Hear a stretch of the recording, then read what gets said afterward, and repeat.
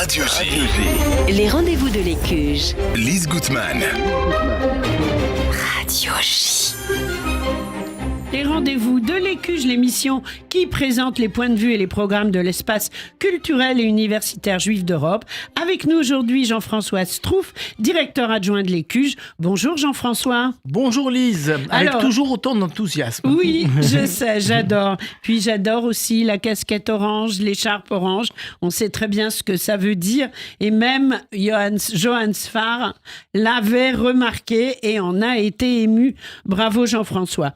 Et tout d'abord, quelques nouvelles justement de ce qui vient de se dérouler à l'Écuge pour cette fameuse décade que tu présentais en solo la semaine dernière. Oui, Et tu m'as beaucoup manqué. Oui, je dois... Alors, voilà. Voilà, je t'ai abandonné lâchement, mais t'as vu, je suis revenue. Oui, Voilà. avec bonne mine. Ouais. Merci. Je ne citerai que quelques points saillants. Nous avons eu dimanche soir un Erev Yom HaZikaron, une cérémonie exceptionnelle de Yom HaZikaron organisée avec Jean-Charles Zerbib de l'Organisation sioniste mondiale, le chanteur et pianiste Shai Alon et le répertoire de toutes les musiques consacrées à ces jours solennels, les poèmes ou textes lus par Revital Shloman dans une ambiance totalement israélienne en présence de beaucoup d'Israéliens de Paris. Et nous avons tous chanté ces chants de circonstance qui sont quand même une partie non négligeable du répertoire israélien. Bien sûr. Et puis ce fut le tour de cette soirée bleu et blanc très attendue avec Johann Sfar lundi soir. Alors lundi soir, c'était la présentation du carnet Nous vivrons, le livre qui est un pavé de 450 pages en noir, bleu et blanc, en faisant salle comble, et une retransmission dans une autre grande salle tellement on avait de peuple, on ne savait plus où poser les gens. Et l'animation de Chaim Musicant a permis à Johann Sfar de sortir littéralement de véritables fulgurances. Une magnifique soirée qui s'est terminée par une séance de dédicaces où on a atteint le Guinness des records. Plus de 2 heures de dédicaces, Oh là là. parce qu'il dessine un chat et en plus de, Oui. de sa petite dédicace, les gens ont patiemment attendu Mais 2 bien heures sûr. pour avoir leur Leur Nous dessin. vivrons à eux. Et c'était très, très, très, très, très émouvant. Alors quand tu parles de fulgurance, un exemple ? Non, parce que c'est dans le contexte, quoi. C'est-à-dire d'accord. que ouais, c'est Ok. des phrases qui ont beaucoup de sens, qui ont beaucoup de force. Et j'invite vraiment ceux d'entre vous qui n'ont pas encore lu à lire ce pavé de 450 pages, parce que c'est réellement dans un état d'esprit un peu... Je le dis parce que c'est pas construit et structuré comme on l'imagine. C'est au hasard des rencontres qu'il a lui-même suscité ou qu'il a découvertes, des échanges sur la situation depuis le 7 octobre. Et cette somme énorme de relations, de contacts, de rencontres, ça dit quelque chose de l'état de la situation et en France et en Israël, puisque beaucoup de ces rencontres se sont faites en Israël. Bien sûr. Alors, cette soirée, elle a été un peu l'aube de Yom HaAtzmaut, mais mardi, c'était Yom HaAtzmaut à l'Écuge, à l'israélienne. Alors, je vais commencer avec Bah, c'est pas l'aube, c'est plutôt le crépuscule. Ouais, non, Voilà. mais c'était le vrai Non, non. Yom HaAtzmaut à Voilà. l'israélienne. Alors, moi, je dis, il y avait des tas de choses conceptuelles très intéressantes, mais avant tout, il y avait un grand buffet falafel, pitot, terrina, salade israélienne. T'as trop mangé, voilà, Jean-François, je dimanche sens. bâche. Oui, mais moi, j'ai que regardé. Alors, Bien bon, sûr. ça, c'est pas... Ouais, non, je plaisante. Alors, Dimbos Bash, l'une représentant le drapeau israélien, l'autre Bring Them Home, colorié par enfants et adultes israéliens, à 4 pattes, accroupis, allongés, des jeux partout, la joie des retrouvailles. On leur avait même installé une grande pelouse artificielle pour Ah qu'ils oui. soient à la déchet dans la salle haute de l'Écuge. Il manquait que le barbecue. Voilà, maintenant on ne pouvait pas, mais Non. il y avait tout le reste. Voilà. Alors avec nos amis de Habayit Israéli, l'organisme officiel de l'ambassade d'Israël pour Bien la sûr. communauté israélienne à Paris, les tzofim, les scouts israéliens, les familles, les jeunes, les enfants, des groupes partout dans la salle haute, sur le rooftop, jusqu'à pas d'heure. Ça y est, maintenant nous avons une vraie communauté israélienne à l'Écuge et Gadi Bgi, notre directeur, a pu présenter pas moins de 5 activités régulières pour les Israéliens de Paris, dont des activités qu'on démarrera à la rentrée parce qu'il y a tellement de volontaires pour participer à ces activités qu'on est obligé d'en ajouter d'autres pour qu'on puisse encore élargir. On a une vraie communauté israélienne maintenant, une vraie communauté ils sont israélienne. Bienvenus dans le studio de Radio J. Alors, on applaudit à tout rompre et on reprend maintenant, Jean-François, le fil des activités avec Classique à l'Écuge. Oui, la fameuse saison classique à l'Écuge. Marion Grange, soprano, et Michael Levinas au piano.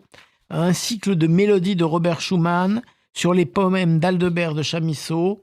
Cycle de mélodies de Michael Levinas sur les poèmes de Paul Celan, etc. C'est un très, très, très, très beau programme qui se passe en étant éclairé à la bougie, qui donne une ambiance incroyable. Moi, à chaque fois, je suis bluffé par l'effet produit de toutes les lumières éteintes et l'éclairage à la bougie. C'est des fausses bougies, bien sûr, pour des raisons de sécurité, pour pas que la baraque prenne feu. Mais c'est une ambiance extraordinaire. Voilà. Je l'ai vécu, je confirme. Je ne peux que vous inviter, en plus dans cette ambiance si intime, si particulière, à venir participer, toute génération confondue. Et c'est convivial parce que le 22 mai à 20h démarre le concert, mais dès 19h, le bar est ouvert. Voilà. Donc, ça permet de passer un moment avec ses amis. Oui, on se fait un apéro avant le concert. On se fait un petit apéro avant le concert. Ça vaut la peine d'être ajouté au petit plaisir du concert aussi. Alors, on parle maintenant vernissage d'une expo de la plus brûlante actualité et ça sera jeudi 23 mai à 19h, Jean-François. Alors, une expo de Richard Koenigsmann qui s'appelle 7-10-2023, larmes aux yeux, larmes à l'épaule. C'est tout dire. C'est-à-dire que les larmes et porter larmes, 6 mois après la tragédie du 7 octobre, journée marquée par un acte de barbarie terroriste que tout le monde connaît, qui a endeuillé Israël, Richard Koenigsmann... Et pas le monde, surtout pas qu'Israël. Nous aussi, bien sûr. Et cette expo de Richard Koenigsmann cherche à exprimer l'ineffable douleur, la perte, mais aussi la résilience et l'espoir émanant de ce jour tragique, c'est-à-dire le combat à nouveau pour l'existence, pour la pérennité d'Israël.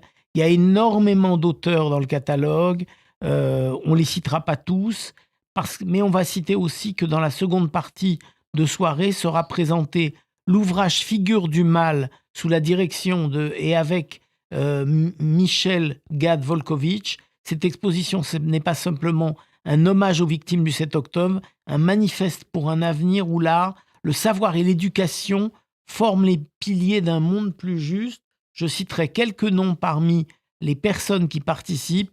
Frédéric Ancel, Philippe Val, Éric Marty, Georges Bensoussan, Jean-Pierre Winter, Claude Birman, Patrick Bantman, Izzy Morgenstern, Sandrine Schwartz, Franklin Roski, Francine Kaufmann, Daniel Siboni, Pierre-André Taguieff, Ilan Grelzamer, Denis Charbit. Donc une richesse incroyable de participants autour de cet événement. Je vous le rappelle donc, le 23 mai à 19h, le vernissage, et évidemment dans la foulée, la poursuite de l'exposition. Bien sûr. Alors, qu'est-ce qui se passe cette semaine à l'Institut Elie Wiesel ? Alors, toi et moi, on partage une passion pour l'activité qui est menée de main de maître par Sylvia Usan à Nogent. Oui. Elle mérite un coup de chapeau. Et donc, cette fois-ci à Nogent, c'est le campus le plus important de l'Institut Elie Wiesel, et Einstein à Berlin, de 1914 à 1932, par le professeur Dominique Bourrel, historien et philosophe, spécialiste de l'Allemagne. Donc, ça vaut la peine d'être là. Entrée est libre, mais elle est sur réservation. Alors, je donne quand même le nom. Vous pouvez, sinon, vous allez sur la communauté de Nogent et vous allez retrouver le lien. Ça se fait sur WizEvent, Campus Val-de-Marne 2023-2024. C'est très intéressant de participer avec Dominique Bourrel à l'exploration de la vie et de l'héritage d'Einstein dans la capitale allemande, ses liens avec le monde juif berlinois. Voilà, à ne pas rater, c'est à l'Institut Elie Wiesel. Alors, pas de lundi de Wiesel cette semaine, c'est la Pentecôte. Oui. Mais 2 cours qui démarrent. Voilà. Alors, quel cours, Jean-François? Alors, Philippe Zard, La judéité cryptique de Franz Kafka, une lecture de ses nouvelles. C'est la 3e série sur ce thème. Il s'agit d'interroger la part juive dans l'œuvre de Kafka. C'est très important parce qu'elle est centrale dans cette œuvre, dans ses emprunts aux sources traditionnelles de la Bible, de la Haggadah, du Talmud ou à la condition juive moderne. Alors, elle a lieu les 14, 21, 28 mai, 4 juin de 18h à 19h30. Vous aurez remarqué que le 14 mai, c'est déjà passé, mais ça ne change rien. Si vous inscrivez à la totalité du cycle, vous avez la possibilité de revoir la séquence du 14 mai qui est en replay. Voilà. Alors, un second cours également. La transmission transgénérationnelle des traumatismes de la Shoah pour les descendants de victimes juives. L'histoire ne s'est pas arrêtée et la sidération s'est transmise aux générations suivantes. Comment la soigner? Le 15, donc dès ce soir, le 22, le 29 mai et le 5 juin, de 19h à 20h30, on est concerné au premier chef. Ma chère Lise, toi et moi, on est parmi ces gens-là. Oui, mais je pense que j'ai pas besoin d'être soigné sur ce thème. Et nous, on se soigne en étant dans Voilà. l'action permanente. Mais effectivement, Nathalie Zaïdé propose des pistes pour ceux qui ont besoin d'être assistés dans, Oui. dans ce traumatisme. Alors, parlons Ulpan. Maintenant, l'été arrive à grands pas. Et Ulpan d'été notamment, Jean-François. Alors, Ulpan Kites, la langue hébraïque Ulpan Kites, oui. et la société israélienne nous intéressent. Vous êtes au bon endroit. L'Écuge est le principal centre d'enseignement d'hébreu avec la méthode moderne de l'Ulpan. Et puis donc, on fait ça, nous, depuis les années 70 quand même. On a un peu Oui. de bouteille en la matière. Donc, Je pense que mon père a été un des premières je crois années absolument. à faire l'Ulpan Kites. Absolument. Oui. Donc, un cours débutant, un cours niveau moyen, un cours avancé. Et ça a lieu les lundis, mardis, mercredis et jeudis de 10h30 à 13h pour un total de 45 heures. Et toujours au mois de juillet, du 1er au 31 juillet, 2 cours de conversation en ligne pour les niveaux 1 et 2. Les lundis, mardis et mercredis de 19h à 21h, ça c'est donc le soir, 30 heures de cours. Et par ailleurs, un cours de niveau débutant et faux débutant qui auront lieu en ligne du 1er au 30 juillet, les lundis, mardis, mercredis et jeudis de 19h à 21h30. Vous voyez la diversité Oui. des cours qui vous sont proposés. En fait, c'est très pratique pour les gens qui travaillent beaucoup toute l'année, mais qui ont envie de faire un immense pas en hébreu, et donc ils peuvent quasiment rattraper un an de cours qu'ils n'ont pas pu prendre en un mois. Donc c'est ça l'objectif C'est ça de la force, l'Ulpan ouais, d'été, de absolument. l'Ulpan Kites, et c'est pour ça que c'est si important. Pour tout ce programme, un site, Écuge.fr, ECUJE.fr, un téléphone, le Jean-François, 01 53 20 52 52, et l'adresse.